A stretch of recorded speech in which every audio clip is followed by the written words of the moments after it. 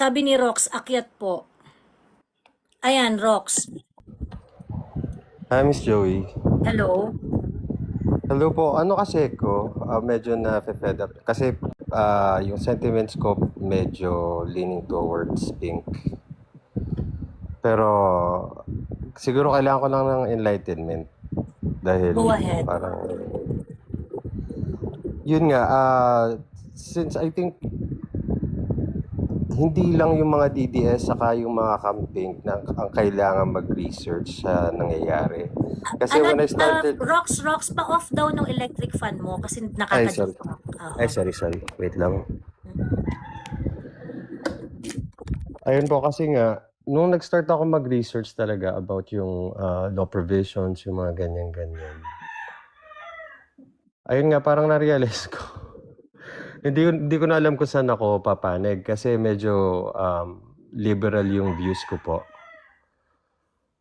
So, nung parang nag-start akong mag-research about yung mga laws and everything, katulad nga yung binanggit mo lang kanina about sa kidnapping. Simple lang palang malaman yun. So ngayon, I'm kind of caught in the middle. Hindi ko alam kung anong gagawin ko dyan sa ano. Yes. Ganito kasi, no? Well, Rox, I am glad that you are trying to research on the matter.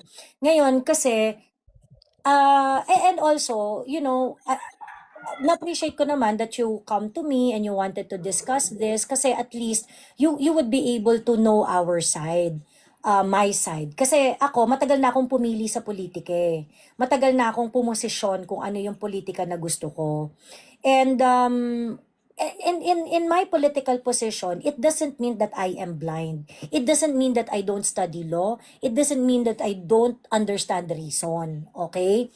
I just like to put it out there kasi yung iba kasi parang feeling nila dahil Duterte supporter ako, wala na akong ibang kakampihan kundi Duterte. Ganyan. Hindi siguro alam to ng mga followers ko, no. In fact, when Bato started hiding, actually before pa nga si Bato is not really one of my favorite senator, no. I really felt na yung pag-manage niya ng mga hearing, ganyan-ganyan, nagfa-fall short talaga, ganyan-ganyan.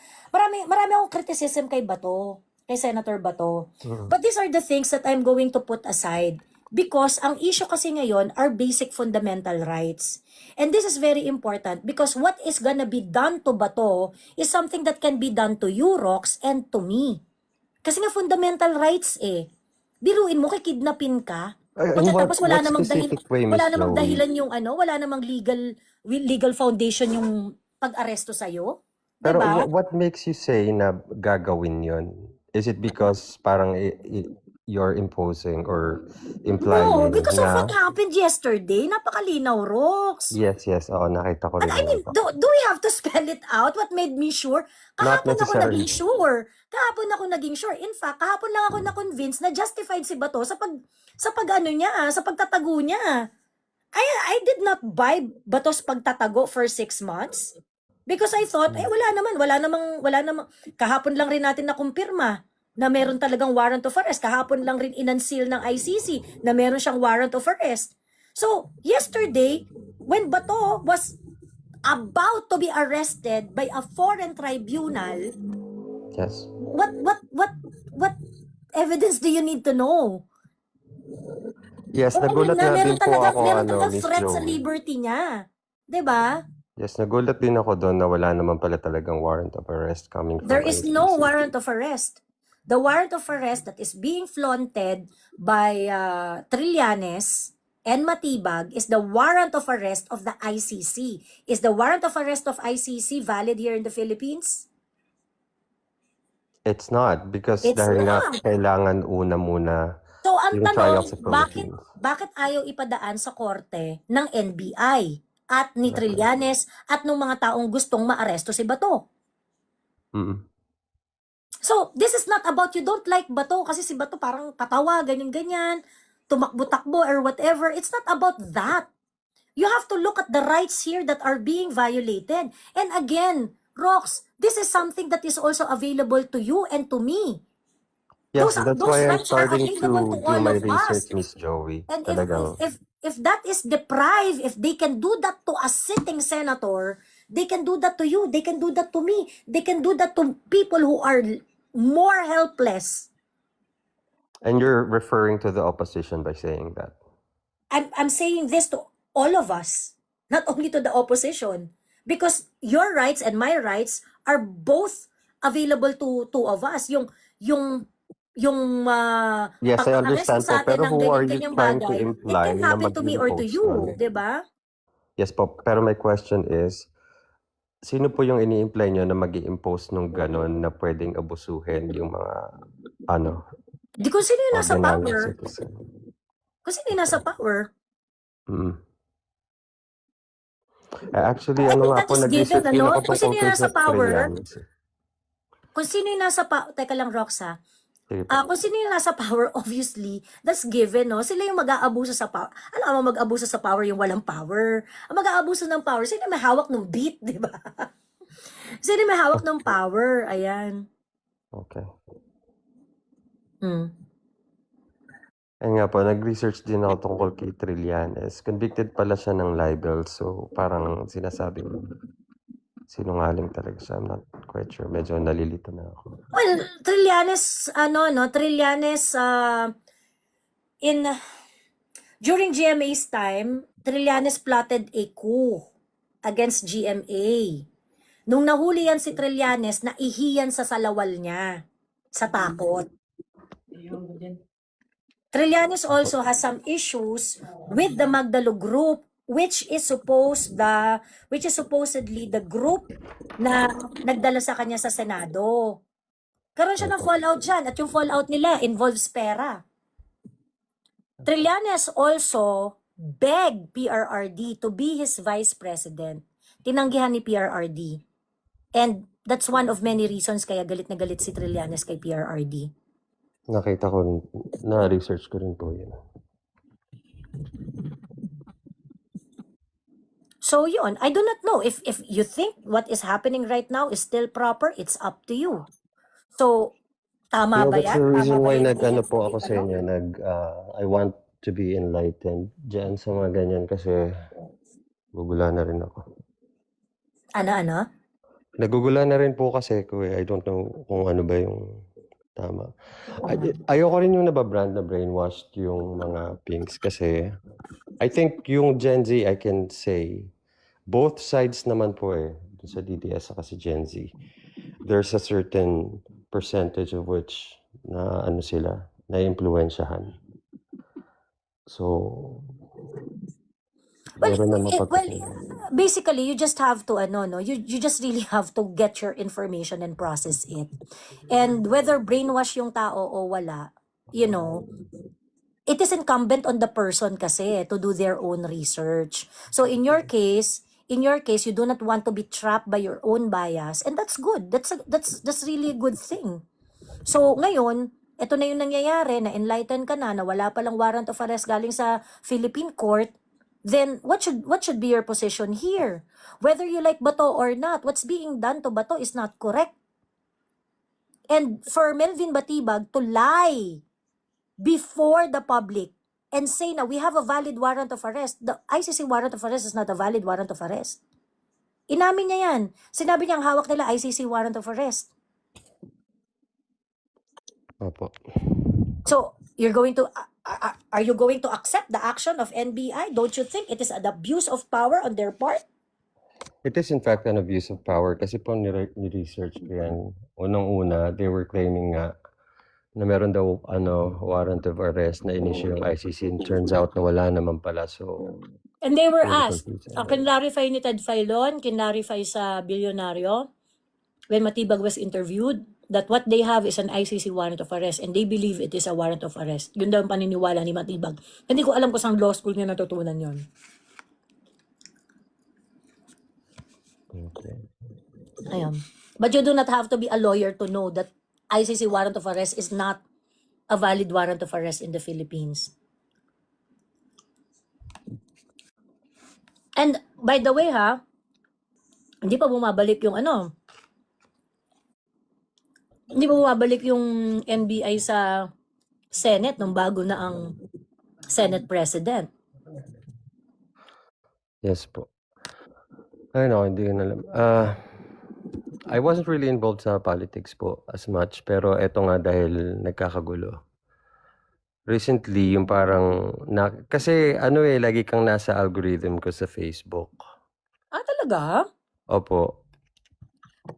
Feeling ko ano nga ako sa Facebook eh. Feeling ko shadow banned ako. Hindi, nakikita ko kayo lagi. Talaga. Buti naman, nare-reach It ko was a kayo. bit overwhelming yung mga post mo kasi I don't know, siguro tinatamaan yung sinabi mga bias ko. Mm. Pero I mean, I'm human enough to admit na ganun nga. Well, I'm glad that tumatama pala ako sa mga real accounts na mga na mga Yes fake po, news. nakakapagod lang talaga. Di ba sinabi ko dun sa first message ko kaya gusto ko makiat, medyo na-fed up na ako sa nangyayari. Kasi we are practically divided when in fact ang gusto lang naman natin mangyari, maging maayos yung Pilipinas. Yeah, yun rin naman ang gusto ng mga Duterte supporters, umayos ang Pilipinas. And the Duterte supporters are Duterte supporters because nakita lang namin na merong nagbago sa Pilipinas ng presidente si Duterte.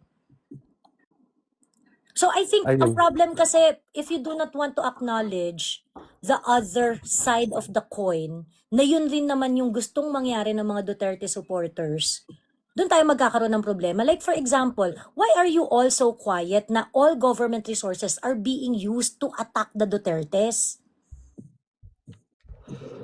I'm not necessarily I Diba? think you are blatantly generalizing, Miss Joey. Kasi I think hindi lahat ng mga kakampings are set with their sentiment Well, pagdating sa ganyan. kakampings are very loud against Marcos and the nakawan na ginawa ng pamilya Marcos ever since. Yes, I know. Alam But ko po yun. right Kaya now, nga yung I do not hear, sorry for generalizing, but that is really the trend of the kakampings in general. yes, That's their pero meron naman behavior. pong mga kakampings na are more reasonable and more Yeah, they are, and they are nag-isip. quiet. The reasonable ones are the quiet ones. In fact, di ba nga nagsalita yung kakamping na dalawa, si Rica Paralejo at saka yung artista na lalaki? Oh, binash sila ng mga kakamping. Yun nga ang problema. I don't get it. Kung bakit napaka-extreme mo lang But Diba? These are the walang needed. reasonable kakampings that you are talking about. In fact, my long time flatmate na hindi na kami magkasama sa bahay ngayon, pero during my stint as a working professional, ang kasama ko sa condo, I share my condo with with a couple na kakamping, and they are very reasonable. 'Di ba? But now they are also very quiet. But itong mga kakamping na to, ito magbibigay talaga ng pera to sa eleksyon. Talagang gumagawa ito nagpiprint to ng mga stickers, nagbibigay ito ng mga ganyan. But they are quiet now. Yes, I'm one of those din po. So, when I say, yeah, because I see that. So, I am not overgeneralizing. Kayong mga kakamping na reasonable, kayo yung tahimik. Siguro I can say that I am partly guilty sa ganyan. Kasi it's just, bilang Pilipino po kasi parang ang hirap niyang kontrolin. It's hard to be heard dun sa parang grupo ng marami na you want them to be reasonable. Tapos tigilan na yung away-away na yan between kakampings and DDS. Pero of course, hindi siya, it doesn't work. Yeah, so tama si Tasyong you have to call out your leaders. Kasi yung leaders ninyo yung mapang-away. Yung leaders yung mapang-away. PRRD, when he left the office, paulit-ulit niya sinasabi, hindi man ako galit sa mga Marcos whatsoever. Hindi man ako galit sa inyo whatsoever. Kung gusto mong tapusin mo yung term mo. Hindi naman ako galit sa inyo. Pinalibingan ni PRRD yung tatay nila That's true. Paulit-ulit niya sinasabi yan. Inday Sara is saying, hindi ako vindictive, hindi ako gaganti. Sa akin lang, hayaan niyo akong magtrabaho sa trabaho ko. Huwag niyo akong pag-initan. Kung ano yung trabaho ko sa DepEd, kung ano yung trabaho ko sa OVP, gagawin ko. Pero huwag niyo akong pag-initan. Ba't niyo ako pinag-iinitan? Yes po, sinearch ko rin yung narrative na yan kung wala talaga siyang nagawa. Pero I ended up finding a lot of things na ginawa Like niya what? para. Yun lang actually, naglagay ako ng listahan. Nang that narrative is actually a well-developed narrative of the Kakampik, but they weren't able to prove anything. No, nawala ka, Rox. Ay, sorry. Yun Mm. po, I was trying to debunk yung ano ko, yung mga beliefs ko sa sarili ko. Because, yun nga, kaya I started researching kung ano ba talagang meron. Pero yung kay Inday, ano yung mga na-research mo kay Inday na marami sabi mo? Madami. Like, And katulad yung sa medical, yung sa burial assistance, na gano'n yung first 100 days niya. but what about it? I mean, like, those are little things that yung kakampings completely disregard. Pati yung mga mobile stations for easier access sa government. Actually, ang hindi maintindihan ng mga kakampings dito, at hindi kasi sila nag-aaral, OVP, isa sa mga, siguro yung first na ginawa ni Inday. May awarding to si Inday na ginagawa sa lahat ng mga merong malaking ambag sa Office of the Vice President. Inday's program in the OVP is basically founded doon sa mga initiatives ni Lenny sa OVP. Lenny Robredo basically turned the OVP into a humanitarian office. Okay, let me just give you a very quick history of the Office of the Vice President. When the Vice President was Binay, okay? When the Vice President was Binay, okay? Binay was asking budget for the OVP. Kasi sinasabi nila, oo, Vice President yung office. Kaso nga lang, maraming lumalapit sa Office of the Vice President. It's wala kaming mabigay, wala kaming magawa. 'Di ba? Wala kaming maano. At that time, ang budget lang ng Office of the Vice President is around 200 million pesos. Yun lang ang budget ng Office of the Vice President nung panahon ni Binay, ha? Okay. When Binay, immediately after matapos nung term ni Binay, pinakamalaking budget ni Binay, if I am not mistaken, is around 250 million. Okay? Pagdating nung panahon ni Mama Lenny, first year ni Lenny as Vice President, na doble agad yung budget niya. Lumaki agad, paging parang 450 million yung budget ng OVP. And from then on, it steadily increased. It steadily increased. Why was the budget was steadily increased under Lenny Robredo? Kasi she turned it into a humanitarian office. She was allowed to do humanitarian works at gawin yon as mga fundamental, mga basic functions ng Office of the Vice President. Hindi kinontra ni Duterte yan. Gusto mo mag-Mother Teresa? O di sige, go. Okay? So that's when nag-start yung mga relief operations ni Mama Lenny, yung mga kung ano-ano activity ng Office of the Vice President, yung mga burial assistance, medical assistance, and things like that, ganyan-ganyan. Until umabot ng almost 900 million yung budget ng OVP. And at that time, it is the biggest budget ever. Okay? The budget of Lenny steadily grew under the administration of PRRD. Hindi kinontra, hindi pinag-initan. In fact, every time she's going to request, her budget is finished in seconds. Kasi hinayaan lang siya ng administrasyon ni PRRD na, kung yan ang trip mo, sige, di ko babasagin yan. Okay. Now, Bongbong Marcos and Inday, when Inday got elected, okay, she is supposed to undertake certain activities in the Office of the Vice President. Okay? So kaya nung first year nila, nung 2023, walang problema sa budget. Approve agad ang budget ni Inday. Standing ovation pa ang approve in kinamayan pa si Inday ng lahat ng mga kongresista, senador, kineso, ganyan-ganyan. Until they started the black propaganda for Inday. Noong 2020, for the 2024 budget, they started attacking Inday in 2023 for the 2024 budget. Kasi yung 2023 budget ni Inday, 2022 yan diniliberate. Kakapanalo pa lang. Rox Cruz. Kakapanalo pa lang. So ngayon, pagdating nung kay Inday, yung 2023 budget niya, year 2023, discussion for the 2024 budget, dyan na nila in-start na pag-initan si Inday at yung mga budget ni Inday. But anyway, let me not digress. I'm sorry for digressing. Balik lang ako doon sa mga projects ni Inday sa kanyang office. In 2023, Inday awarded Leni Robredo because of the initiative that she started in the office of the Vice President. It is on record. It is on record na yung mga sinumulan ni Leni Robredo, mga burial assistance, medical assistance, kineso-kineso, relief operations, ganyan-ganyan, those are basically the same program that Inday included in the program of the Office of the Vice President.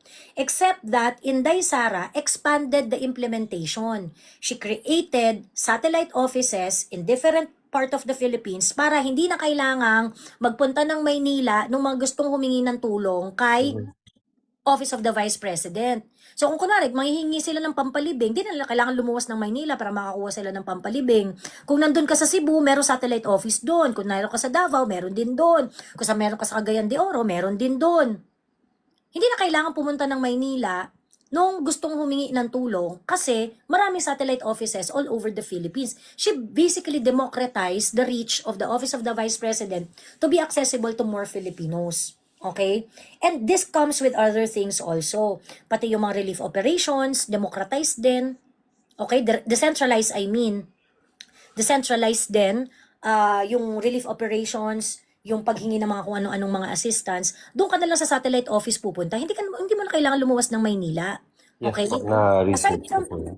Aside from that, maraming mga bagong dinagdag na projects si Inday. Meron siya yung magnegosyo taday. I think that is an add-on, parang si Leni meron siyang ibang version of that, but this one is a bit different. Ganyan.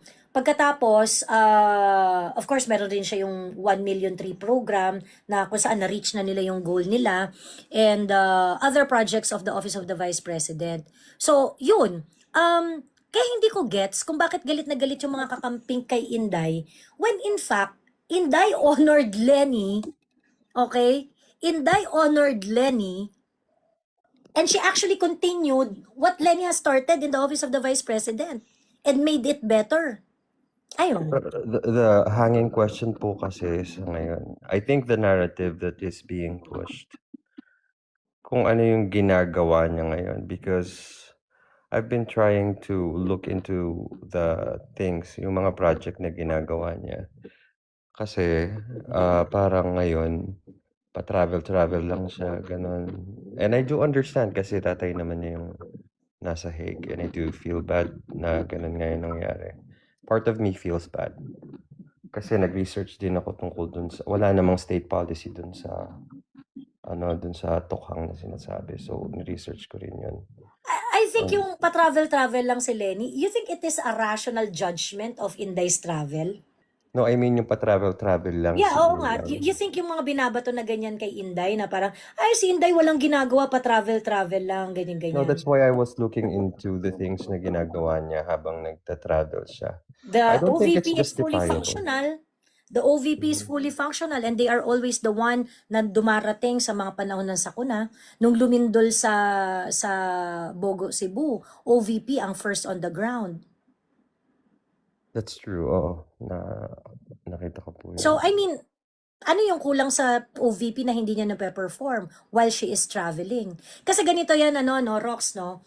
I would say that the criticism against VP Sara na, pa-travel lang si Inday, ganyan-ganyan. Malamang, pinakidnap niya yung tatay niya Pinakidnap niya yung tatay niya. Ang daming nagtipon-tipon ng mga Pilipino na ino-oppose ang pagkidnap sa tatay niya, ganyan-ganyan.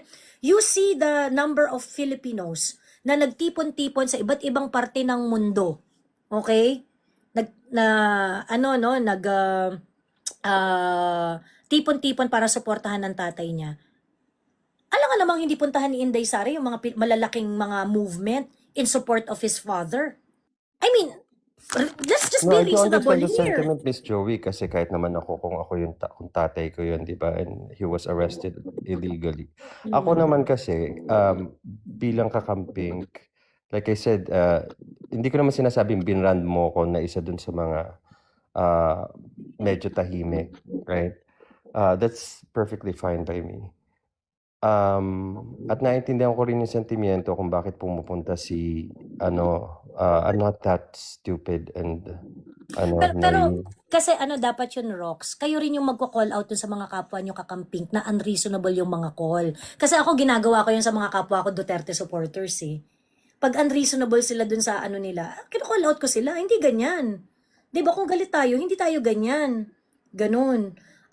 There are many instances na ako mismo yung nagko-call out sa mga kapwa ko Duterte supporters na sobrang G na G or sobrang rabid. Ganon. That's I what I did that don't understand I too. did that so many times. I did that so Mm. many times. And every time that it's going to happen, I make a point na talagang nagsasalita ako about it.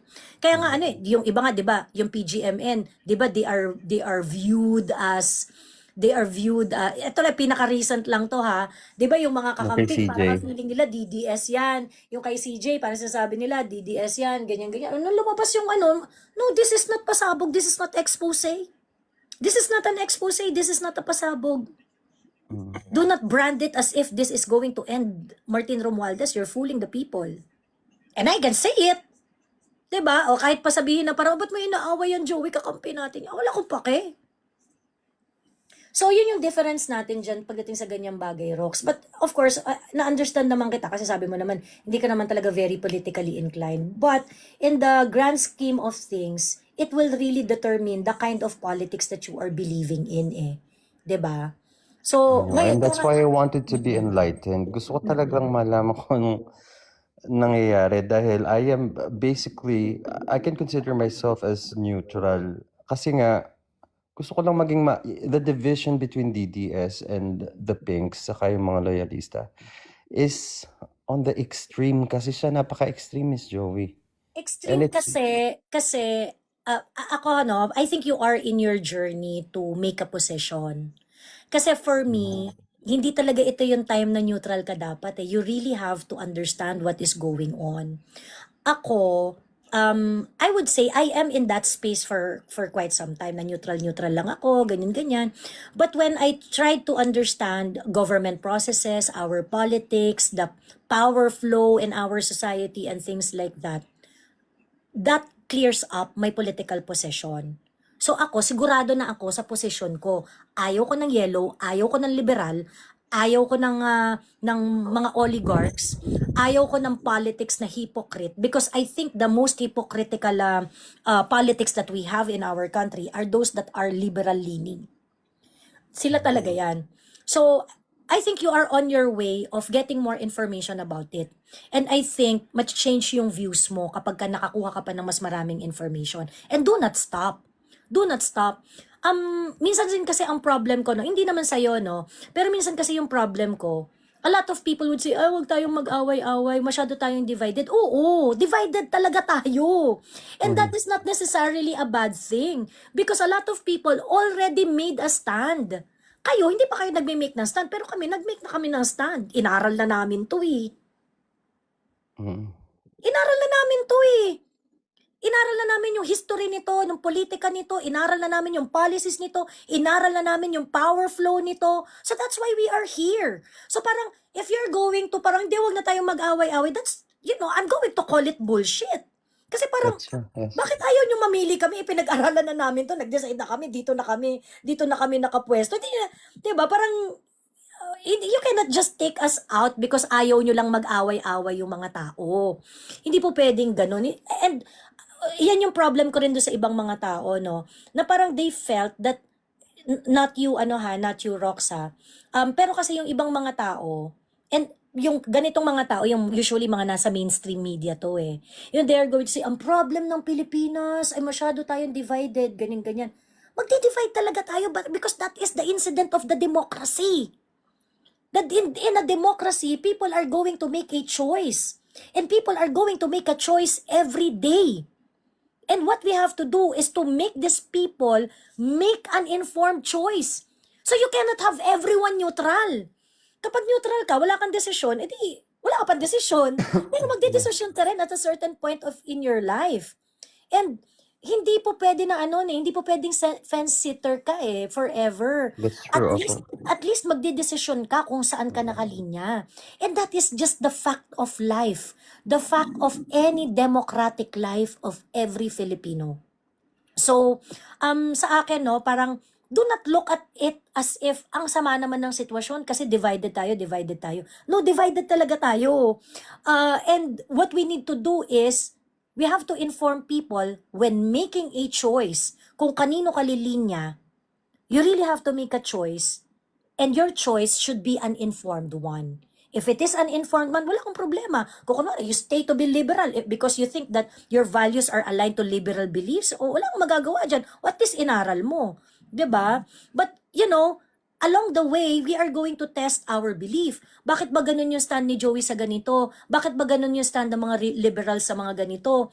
Well, it is also part of the democracy that we challenge each other and test, argue, and see it in action. Kung yung mga policies na pinaniniwalaan mo at yung mga policies na pinaniniwalaan ko are more useful for every Filipinos. Mm. Yun yung real test. Yun yung real test niyan. And what happened to the Duterte side is this. The Duterte kind of politics is a realistic one. It is really based on realism. It's really based on result. It is not eloquent. It is not, it is out of the box. You may say. It doesn't compromise. It doesn't, it doesn't But feel the need Miss Joey, to be yung Duterte kind of politics does not feel the need to be validated by the elites. mhm. So, yun talagang Duterte politics sa totoo lang. Unapologetic talaga siya. Kasi ang sentro lang ng Duterte politics is result. When PRRD promised na ubusin yung mga droga-droga dito, yung mga addict dito, not able to do it 100%. Pero naramdaman namin, Rox, na ibalik sa amin yung kalsada. Hindi na ako natatakot para sa pekpek ko na lumabas ng madaling araw.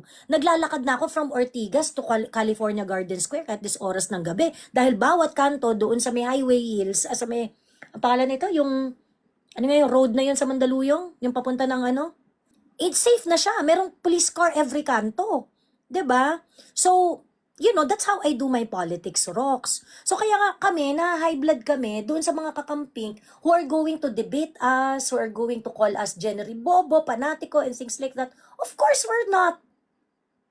No, you're not. You're We are definitely not. We are Actually, claiming no results. Miss Joey, nung napunta ka sa algorithm ko, I started like reading your posts.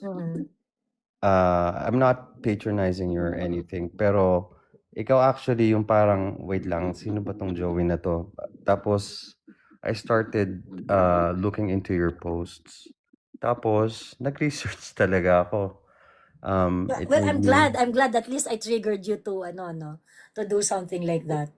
It's a very strange feeling kasi nga, for the longest time, I was aligned with the Pinks, right? So, yan katulad nung sinabi mo na yun, yung sa, yung sa war against drugs.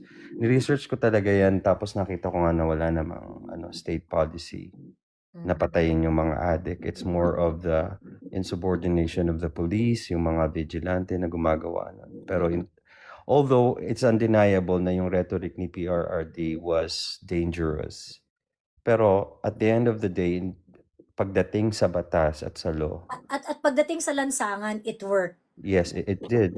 Totoo po yun kasi kahit naman ako saksi ako, I will never deny that. Kaya, ayun nga, I just wanted to talk to you about yung ilang sentiments ko, and it's really enlightening na ganun nga. Sinasabi mo, you are indeed unapologetic. And siguro kailangan ng iba na tinatawag ng mga neutral na kakamping na to speak up na and do more research, I guess. Kasi nakakalito talaga, Miss Joey. Hindi ko na rin I alam. understand. Nakakalito naman talaga. Kasi for example, no, kunwari si Bato, madaling gawing katatawanan si Bato eh. Kasi sa totoo lang ang comedy niya tingnan eh. Kalbo, I actually pagkatapos. think that parang ang brand namin sa kanya, clown siya eh. Pero, Yeah, that's what they, but Bato actually has PhD, no? He's actually one of the most educated senator sa Senate ngayon. that's Maraming true. degrees yan, at saka master's degree, at saka PhD yan si Bato. Pero physically, dahil nga Bisaya sin si Bato eh, so pag nagtagalog siya, parang hindi rin niya nakaka-capture talaga yung gusto niyang sabihin ba. But Bato is actually one of the most educated senators in the Senate of the Philippines, the current Congress that we have right now, no. But a lot of people view him as parang kasi 'di ba parang ano siya, yung para siyang kasi I think it is the perception of the Tagalog, no? Dahil yung nakikita ba natin ng mga Bisaya na artista laging comedian. So Ay, pag nakita si Bato, parang ang feeling nila comedian si Bato. they can't, ano yan, parang regional, ano yan, discrimination. Yes, Ako, I meron know. akong, I meron know. lang kasi kong best friend na taga Cebu, so I know. I never ko silang minamaliit. I always look at them as equal. So, ayun nga, pero stigma na kasi yun eh, Miss Joey. Which Yeah, is, but that is unfair, no? We should not do it that is, to it our is, yes. we should not do that to our to our because ano yan eh, mark of ano yan, inequality yan. Pagkatapos yung mga taga Luzon, masyado kayong mga ano sa human rights. Pagkatapos the Bisaya would have to work twice as hard in order for them to be acceptable to the Tagalog standard. It's unfair, 'di ba? Masyadong unfair 'yun. Eh parang tayo naman, yung mga Tagalog naman, pag nagpupunta tayo ng Bisaya, do they require us to speak in Bisaya? Hindi naman, 'di ba?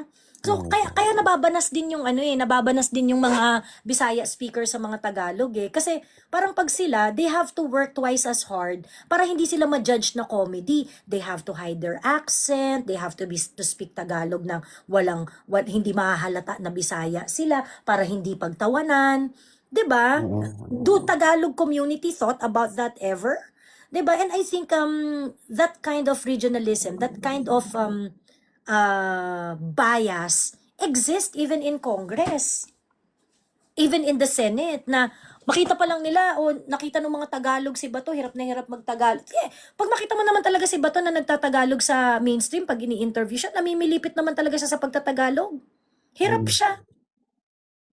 Even yung regular people naman eh, even in regular life, meron talagang divide pagdating sa Exactly. And this is something na, for example, if the pinks are after, kasi yan ang values ng mga pink eh.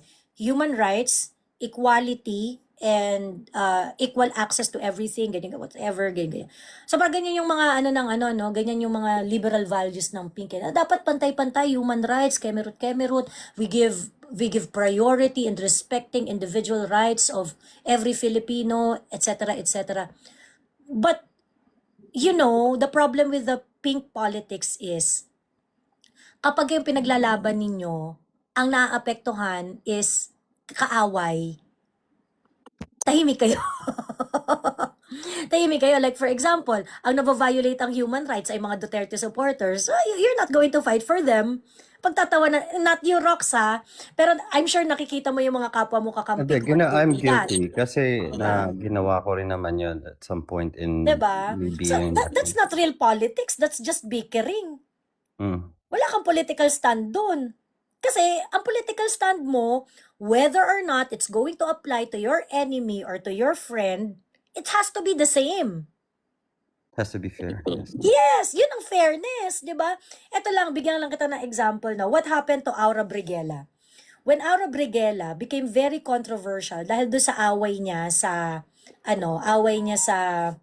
Sa bar. Pobla, oo. Yung away niya sa Pobla, immediately the Pinks were defending Aura. And because I'm very sure it has a political undertone, ano? Meron siyang political undertone. Kasi nga, loud pink si Aura eh. So, yung mga nagtanggol sa kanya, mga pink talaga, si Risa Ontiveros, di ba? And then, we found out that it was actually Aura who first sexually assaulted yung lalaki. Na, sinasabihan niya, hindi, tanggalin mo nga yung pakita mong titi mo, ganyan. Di ba ginaganon-ganon ni Aura yung yung guy. Until nauwi sa suntukan, until nauwi sa ano no, sa violence yung nangyari nung gabi na yon. Meron bang apology dun sa part ng Pink? Especially ng thought leaders niyo ng mga liberals, ano? Which is si Risa Ontiveros. Nag-apologize ba si Risa Ontiveros dun sa sexual assault na ginawa ni Aura? Never, because it's Never. always about the equal rights of the LGBTQ. Yun yung pino-point out niya dun. But is there an equal rights there if the assaulter is No, there LGBT? isn't. If you ask me, wala naman talaga kasi siya yung nag-instigate. Siya yung gumawa ng mali. Hindi, I mean, merong sexual assault doon. Si Aura yung Si assaulter. Aura. Yes. Oo. Oh, mali yun. Ba't Mali hindi nga. kinoon si Mali po. Aura? Because I guess she has, as a kakamping, mahirap to nakinto. Pero, because she has to protect, I think, yung And that is why we politics. can't believe you. That is why we can't respect whatever it is that you are fighting for politics. And that's why Okay? I'm really confused, Miss Joey. And you know what? You know what our leader did? When DDS or Duterte-aligned personalities wanted to impeach Leni Robredo in 2018, 2017. They wanted to impeach Leni Robredo. This was Attorney Luna of PACC. No, sorry. Two incident, nami-mix up ko. Yung leader namin, okay, yung sinasabi yung poon namin, okay. But this is a demonstration on how consistent PRRD in his belief and in his fight. Okay? Si PRRD, public servant talaga siya. Okay? So, nung una, nung merong gustong ano ng Kongreso, impeach natin si Leni Robredo, impeach natin siya, emerald, ganyan. Because of the palit-ulo, tinuturo siya na kasama daw siya dun sa palit-ulo, etc., ganyan. Tinuturo siya na responsable dun sa, isa sa mga responsable sa palit-ulo scheme. Ganyan. Sabi ni PRRD, do not tinker with the people's choice. Do not tinker with the result of the election. Yeah. Leni Robredo is the vice president. Huwag niyo i-impeach siya. Tigil-tigilin niyo yung impeachment na yan. Yes, Huwag niyong napanood ko po kalabanin yun. ang taong bayan sa choice nila.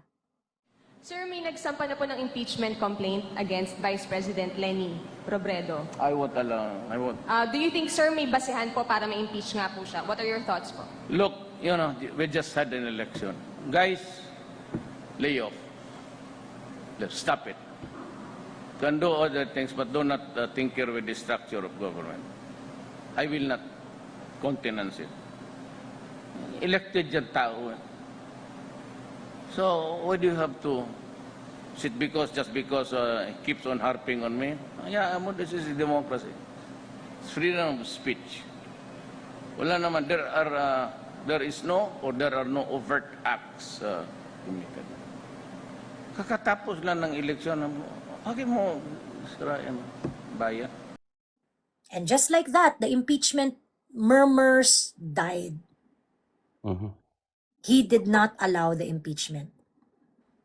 Another situation. Pero bisit na kami kay Leni Robredo noon, ha? Galit na kami kay Leni Robredo noon kasi asar na kami. Kasi si Leni Robredo at that time nagpunta na siya sa international community para sabihin si Digong pumapatay senselessly eh. Lahat na lang tinitegi niya 30,000 deaths. Nagagaganon na si Leni at that time. Nagagaganon na siya. But what did PRRD do? Kahit galit ako sa'yo, binoto ka ng tao, vice president ka eh. You should not be impeached. Yes. Pinahalagahan niya yung choice ng tao. Dahil nanalo siya sa eleksyon.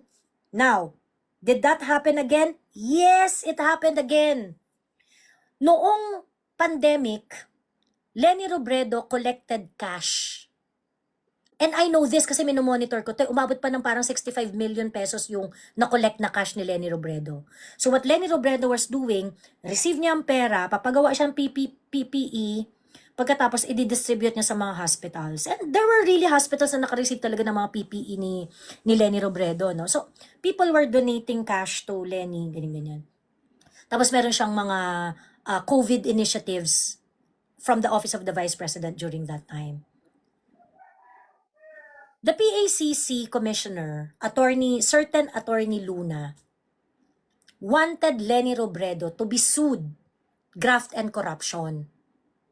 Bakit?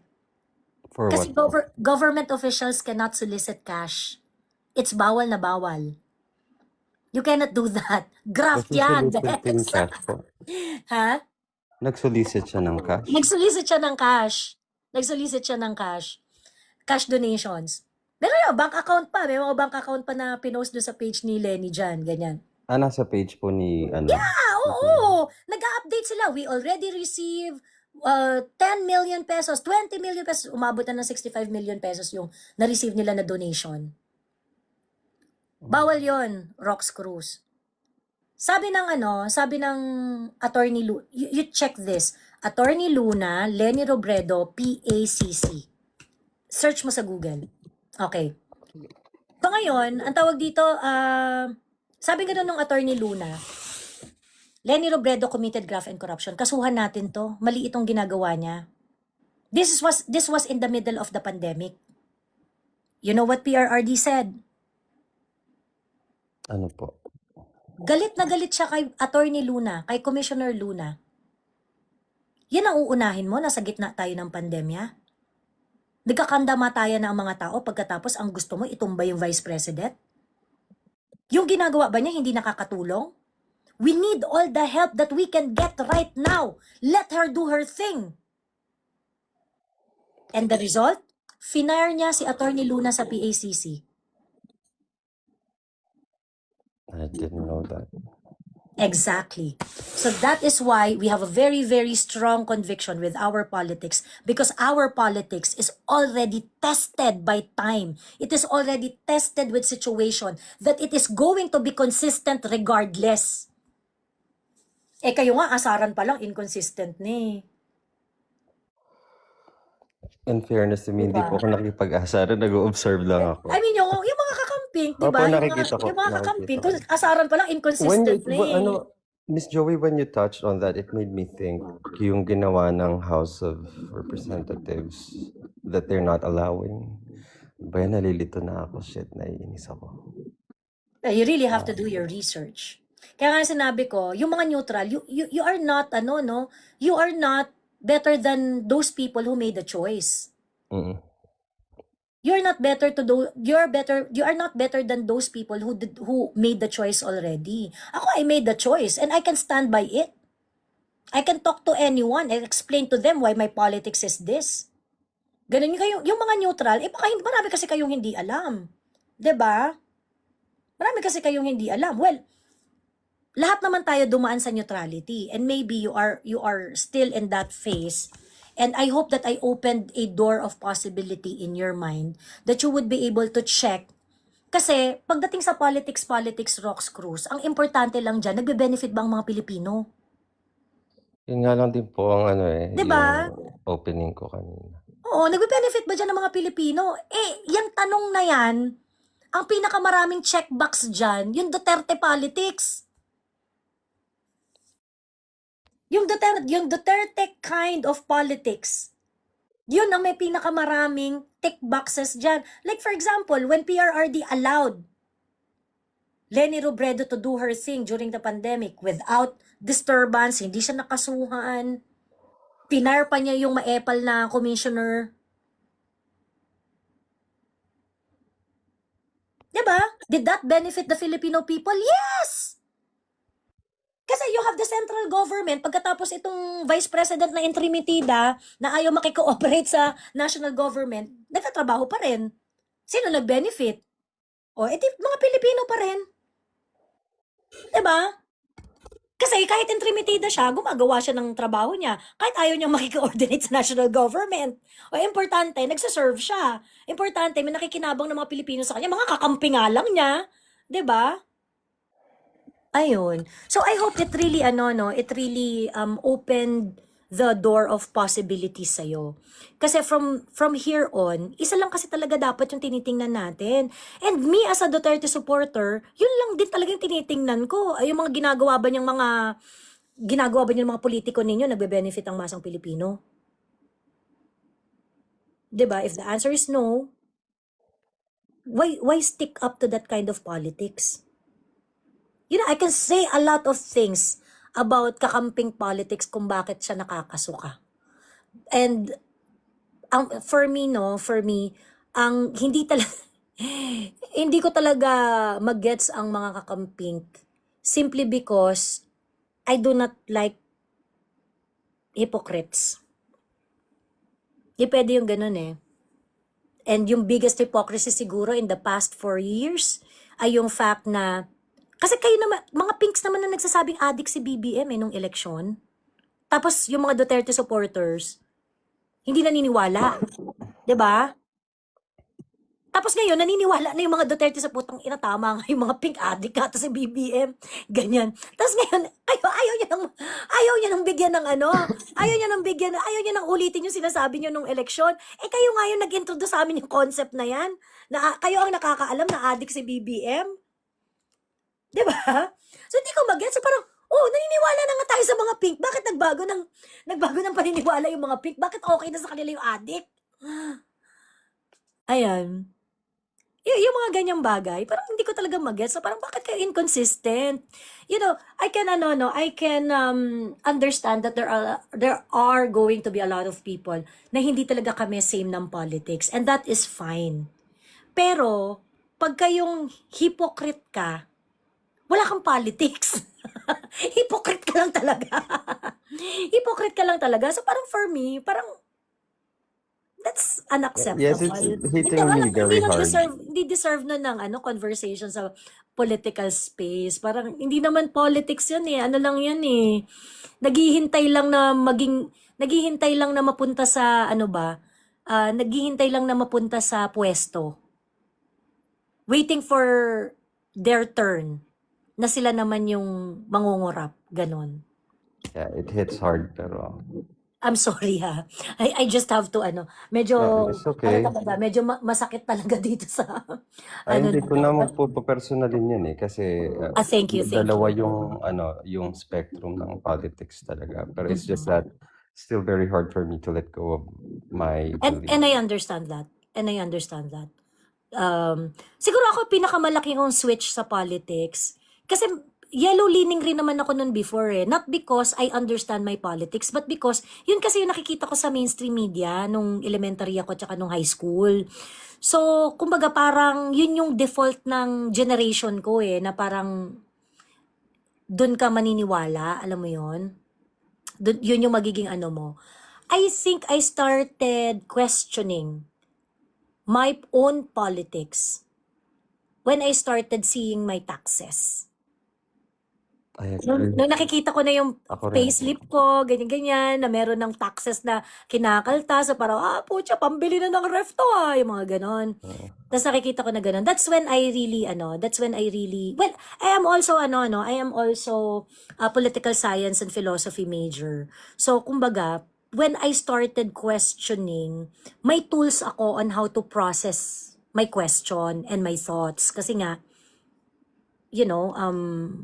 I would have a guide on how the power flows in different agencies in our political landscape. How do you, paano mo minamanage yung mga DDS sa ganyan? I mean, like, by educating them dun sa, kasi ako, I'm not judging you, Miss Joey. Kasi eto naman, I might come across as self-righteous. Yung profanity, I'm a very, parang, kasi, paano ba sasabihin? I'm not huge in profanity. I think siguro nagiging passionate ka lang sa pag-express ng politics mo. Because it magnifies yung point. Ang question ko sa'yo, how is that translated sa mga DDS? Kasi, in my opinion, kapag ganon, sinasabi ko rin naman ganun din naman sa camping in terms of aggressiveness. Pero ikaw, as a huge representative for the DDS camp, sa tingin mo ba nakakatulong yung ganong klaseng aggressiveness? Like I said, pwede namang it can be translated to being passionate. I for do me, not it's really care. Sa counterproductive. totoo lang, Rox. Kasi unang-una, kasi hindi ko naman yun ginagawa kasi cute Because you or want ano, to. Yeah. it's because that's just really me. So I Okay. understand that there are people na hindi talaga nagmumura. Pero ako kasi talaga nagmumura talaga ako, lalo na pagka bad trip. So, Mm-mm. pagka nakusap mo ako sa personal, ganito rin ako. I I think no, the reason why a lot of people listens to me is because I am authentic. Kasi hindi naman kasi hindi ako nagpe-pretend. Hindi ako nagpe-pretend na soft-spoken ako, hindi ako nagpe-pretend na cute-cute ako, yung mga ganyan. So, Mm-mm. I would say that, ganito ako eh. Ganito talaga ako. Pag bad trip talaga ako, pag meron talaga ng gago sa akin, mumurahin ko talaga. Ngayon, kung ginagago tayo ng mga politiko, murahin ko talaga sila araw-araw. 'Di ba? So, hindi hindi siya issue sa akin, Rock. Siguro issue dun sa mga tao na hindi sanay mamura, ganyan. Pero, ang gagawin ko, mag-adjust ako sa kanila. 'Di ba? Mag-a-adjust. This is me. 'Di ba? So parang I'm so sorry, hindi ako mag-a-adjust sa inyo. Kung ayaw niyo makinig sa ganito, okay lang. You scroll up. Hindi I am not begging for an audience. I am not begging for followers.